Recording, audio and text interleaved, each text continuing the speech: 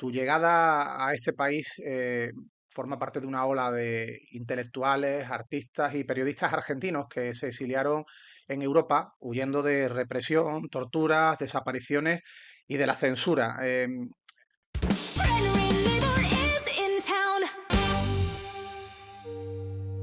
Eso fue algo que tú viviste también muy de cerca. Jacobo Timerman, que dirigía La Opinión, el medio en el que tú trabajabas, Jacobo Timerman fue secuestrado y torturado del año 77 al 81, cuando acabó desterrado del país. No lo llegaron a ejecutar, no lo llegaron a asesinar, porque hubieron grandes presiones a nivel internacional. Esto ha marcado enormemente tu carrera profesional y coberturas como el juicio a Pinochet por el que te dieron el premio Ortega y Gasset. Háblame un poquito de ello.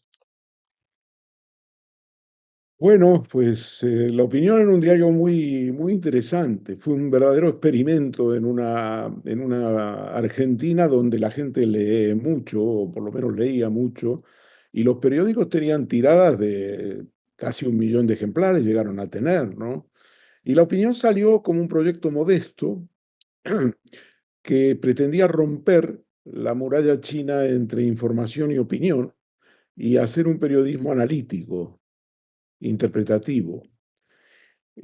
Nadie realmente le daba 2 duros y Tim Bannon había tenido ya éxito con una revista semanal que se llamó Primera Plana, eh, pero bueno, había tenido unos traspiés y por lo tanto este nuevo proyecto fue bastante despreciado en el establishment y en el mundo de los grandes diarios, La Nación, Clarín y todo eso. Y pues el planteamiento de Tiene decía, yo con 60.000 ejemplares gano dinero. La Opinión salió y llegó a vender, empezó vendiendo 160.000 ejemplares y siguió subiendo. Y lo más interesante de todo eso es que los periódicos tradicionales eran muy buenos, muy fuertes, empezaron a sufrir la competencia de tipo intelectual y empezaron a cambiar. Introdujeron las columnas interpretativas, digamos, abandonaron esa estricta muralla entre información y opinión y empezaron a adaptarse a la opinión. Bueno, para hacerlo breve, en el año 1975 yo era el jefe de economía del diario La Opinión, era muy joven, pero era el jefe de economía de La Opinión y también escribía reportajes. Y un compañero, Enrique Rapp, que hacía grandes reportajes, Heriberto Kahn, otro periodista político, Timerman y yo fuimos amenazados por la AAA, la Alianza Anticomunista Argentina, que era un organismo paramilitar, parapolicial, también militar, que se ocupaba de matar a periodistas. Y cuando digo matar, no lo digo en sentido figurado. Mi compañero Jorge Money, por ejemplo, que se llamaba así, Money, en inglés es dinero, fue acribillado con decenas de balazos cuando volvía de un viaje fuera de Argentina, en el camino a Buenos Aires desde el aeropuerto. Y entonces nos amenazaron. Y entonces, sí, yo pedí una excedencia, le llamé a Timerman, pedí una excedencia. No, primero le dije que teníamos que informar sobre el hecho. Y me dijo, bueno, dice, si usted quiere, y Heriberto quiere, y Enrique Rapp quieren, pues hacemos la información. Mi nombre no va a aparecer. Yo prefiero no aparecer porque me parece que eso es darle juego, digamos, a los fascistas. Pero no hay problema. Damos la información, la damos en un lugar destacado y tal. Bueno, pues dimos la información. Y eso fue el año 75, estoy hablando de mediados de 1975. Todavía estaba el gobierno constitucional de Perón, de la viuda de Perón, María Isabel Martínez de Perón, y bueno, yo marché de Argentina en diciembre del año 77. Lo peor de la represión podemos decir que ya había pasado. Es decir, que la amenaza de alguna manera, pues, había pasado, digamos, a tener una vida eh, muy discreta, ya no iba al diario, y en un momento determinado Timmermans me dijo, oiga, eh, tenemos que llegar a un acuerdo porque me están preguntando, en este momento en la Casa Rosada, la Casa de Gobierno, pues los militares preguntan, ¿no? Que hablan de encubrimiento y tal. Entonces, bueno, pues llegamos a un acuerdo y yo me marché de la opinión, dejé de trabajar en la opinión, pero yo seguía trabajando en otra publicación que era Panorama. Y entonces, que era una revista semanal muy importante.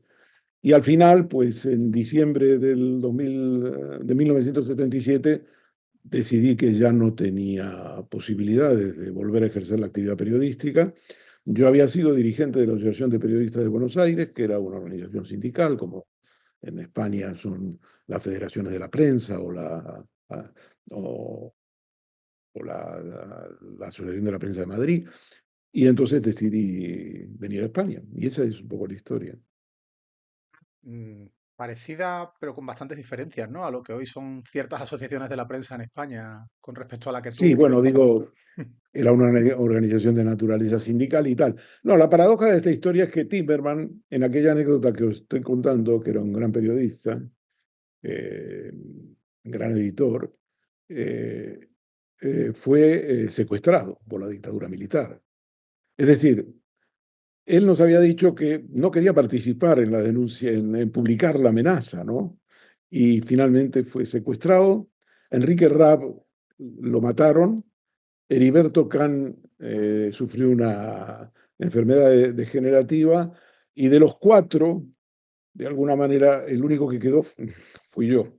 Bueno, Timmerman después salió en libertad, viajó a Israel y luego regresó a Argentina, hizo un nuevo periódico, finalmente murió. Oye, y todo esto evidentemente afecta a tu visión de la realidad, a tu visión de cómo funciona el mundo, cómo funciona el poder, cómo funciona el fascismo, cómo se llevan a cabo golpes y que esos golpes provocan atentados contra todos los derechos fundamentales. Y casi que el de libertad de prensa pues puede ser algo menor para muchos cuando estamos hablando de asesinatos en masa de civiles, pero evidentemente el derecho a la libertad de prensa es absolutamente clave. Y esto afecta evidentemente a cómo trabajas tú a posteriori, cómo desarrollas, por ejemplo, esa cobertura tan potente que llevas a cabo del juicio de Pinochet y la perspectiva histórica que tienes al respecto.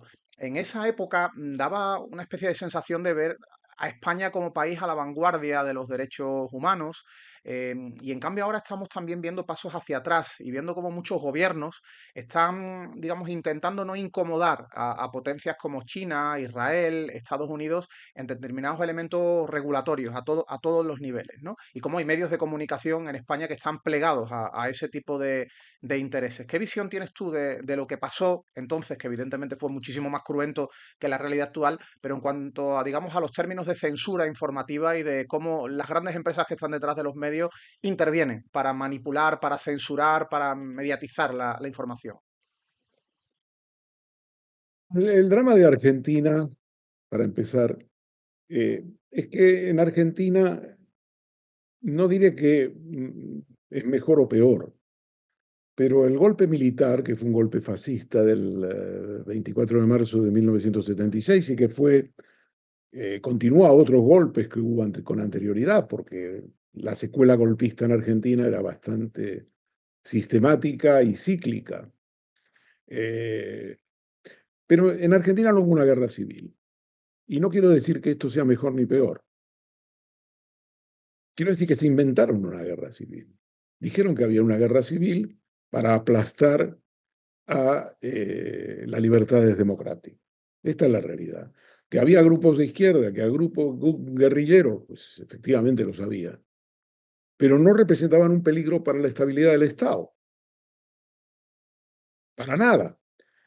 Lo que hizo la dictadura militar, lo que hizo el ejército, es inflar y justificar la represión brutal, la erradicación de las libertades democráticas con el argumento de que había una guerra civil. pero no hubo ninguna guerra civil, no hubo ninguna guerra civil, ni nada que se le pareciese.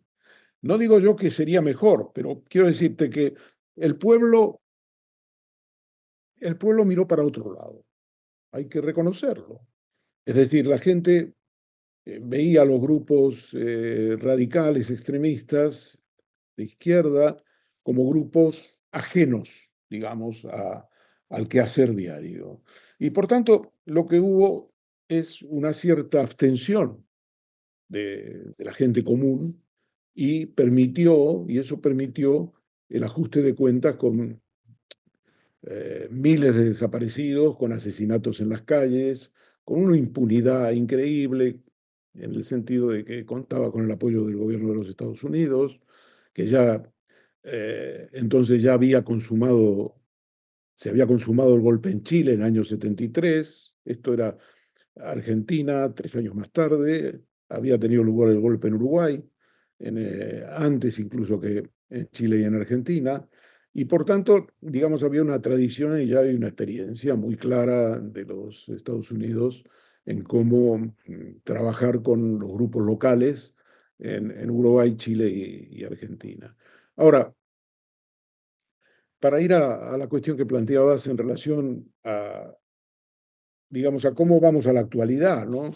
Y la actualidad es que lo que tenemos es, en estos países, en Chile y Argentina, sobre todo Chile y Argentina, pese a la gran experiencia que significó todo esto y a eh, los riesgos, los peligros, en términos de víctimas mortales, desaparecidos, eh, digamos, no han vacunado, ¿eh? No han inoculado, eh, digamos una conciencia que vaya a impedir la repetición de estos fenómenos. Porque Milei ganó las elecciones. Milei en Argentina ganó las elecciones. El programa de Milei es mucho peor que el de los militares del 76. Y en Chile Y sin embargo, no las ha ganado un ganó. pinochetista. En Chile las acaba de ganar pinochetista y eso te remite también a Alemania en el año 33, 32, 33, cuando Hitler, hombre, no gana con una victoria aplastante en las elecciones, ni mucho menos, el poder lo irá conquistando desde dentro de la democracia decadente alemana, pero también es entronizado en la vida política alemana a través de elecciones. Entonces, lo que tenemos es un fenómeno muy preocupante, ¿no? En Argentina, en Chile está empezando el gobierno de Kast, ahora que ha ganado las elecciones, en las últimas elecciones, pero en Argentina lo que hay es una desintegración social. No es un gobierno simplemente que reprime, es un gobierno que está desintegrando la sociedad. Todas digamos, los derechos humanos más elementales, los derechos a la sanidad pública, los derechos a una educación primaria, pues, todo eso está desapareciendo. Y está desapareciendo con el apoyo alegre de Donald Trump, de todo el equipo que hay en la Casa Blanca, donde Milei se ha convertido de alguna manera en un ícono y también lo es un ícono para importantes instituciones y partidos en España.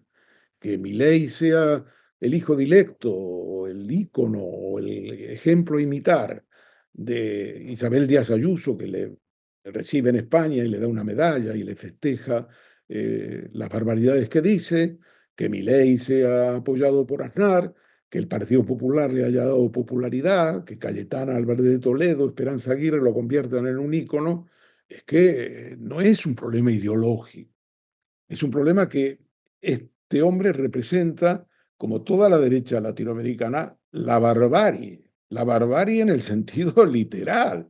Es decir, cuando Trump amenaza hace 2 semanas con que se va a cargar la civilización persa, está con, digamos, esa declaración es una declaración genocida.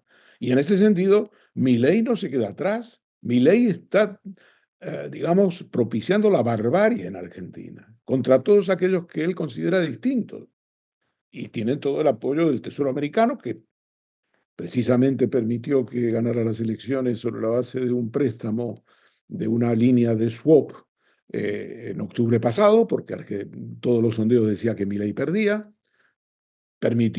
Hizo Trump una intervención dirigida a los argentinos diciendo, nosotros vamos a ser generosos con los argentinos, les estamos dando dinero en una línea al gobierno argentino, pero siempre que Milei salga elegido. Si Milei no sale elegido, claro, alguien me escucha y escucha esto y dice, pero ¿qué está diciendo este hombre? Pues esto es lo que ocurrió.